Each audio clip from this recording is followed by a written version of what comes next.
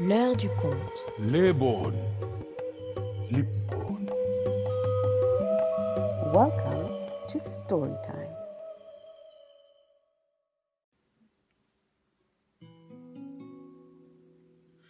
Bonjour les amis de tous bords. Alors, c'est l'heure du conte.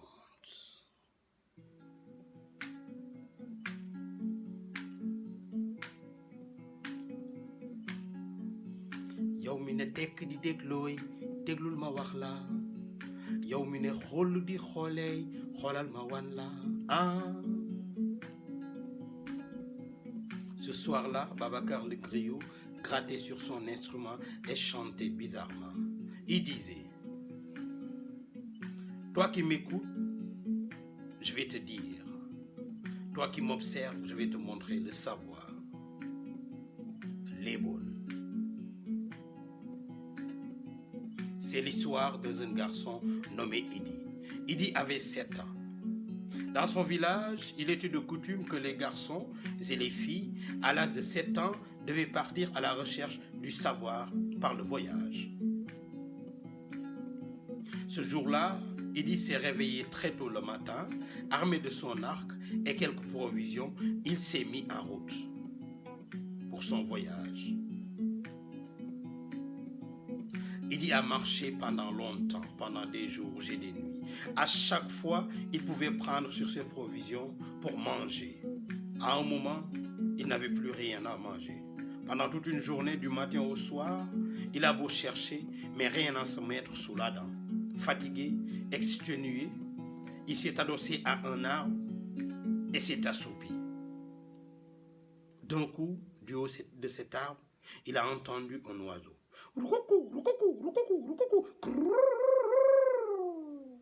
Il s'est dit: ah, ça fera l'affaire. Il dit, armant son arc, vise bien, paf, il abat l'oiseau. Il le déplume, il le nettoie, il le grille bien. Il commence à déguster cet oiseau. D'un coup, la première leçon de son voyage était là. Il s'est dit, cet oiseau, s'il n'avait pas parlé, je ne l'aurais pas entendu. Si toutefois je ne l'avais pas entendu, je ne l'aurais pas tué. Si toutefois je ne l'avais pas tué, je ne l'aurais pas mangé.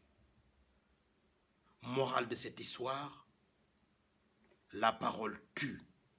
Et Idi avait décidé de ne plus parler pour pouvoir rentrer sain et sauf au village. yow mi ne tekk di déglooy déglul ma wax la yow mi ne xool di xooleey xoolal ma wan la ah. Le matin, Idi continue son voyage. Il avait décidé de ne plus parler parce que pour lui, la parole tue. À l'entrée d'un village, comme à l'entrée de tous les villages, il y avait des femmes et un puits. Idi était là, et les femmes se sont tournées envers lui et lui ont posé des questions. Hé, jeune garçon, où vas-tu? Comment tu t'appelles? D'où viens-tu? Rien. Idi avait décidé de ne plus parler parce que pour lui, la parole tue. Les femmes se sont dit, peut-être c'est un sourd muet, on va l'amener au roi, au chef de village. Arrivé à la case du chef de village, Idi était là, mais aucun mot. On a beau lui poser des questions, mais rien à faire. Il faisait tard. Le chef de village avait décidé que Idi doit dormir. Peut-être avec un repos, il pourra se souvenir de quelque chose. Il s'est dit, ma femme vient d'accoucher. Ma femme vient juste d'avoir un garçon. Idi pourra dormir là-bas pour tenir compagnie à ma femme.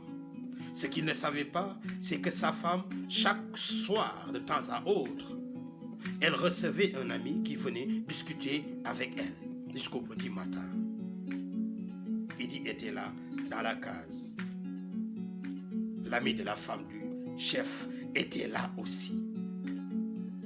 Il était surpris de voir les garçons dans la case. Il voulait repartir, mais la femme du chef de village lui a dit « Non, ne pars pas, c'est un sourd-muet. Il ne peut pas parler, il ne peut rien entendre. Tu peux rester. » Finalement, le gars reste. Il reste discuter avec la femme du chef de village jusqu'au petit matin. Et il repart. Malheureusement, il avait oublié son fusil dans la case de la femme du chef de village. Dans l'empressement, il vient reprendre son fusil. Malheureusement,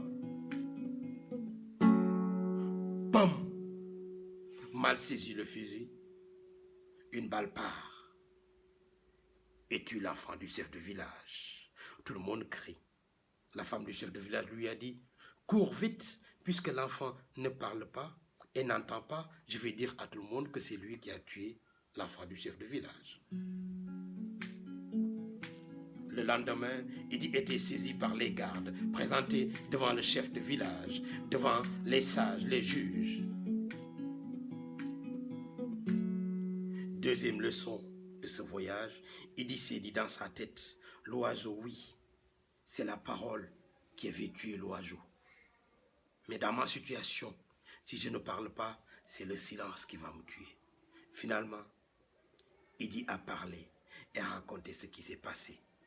Et le gars et la femme du chef du village ont été emprisonnés. Morale de cette histoire, la parole peut tuer, le silence aussi peut tuer. La seule chose qui sauve, il faut tout faire avec modération.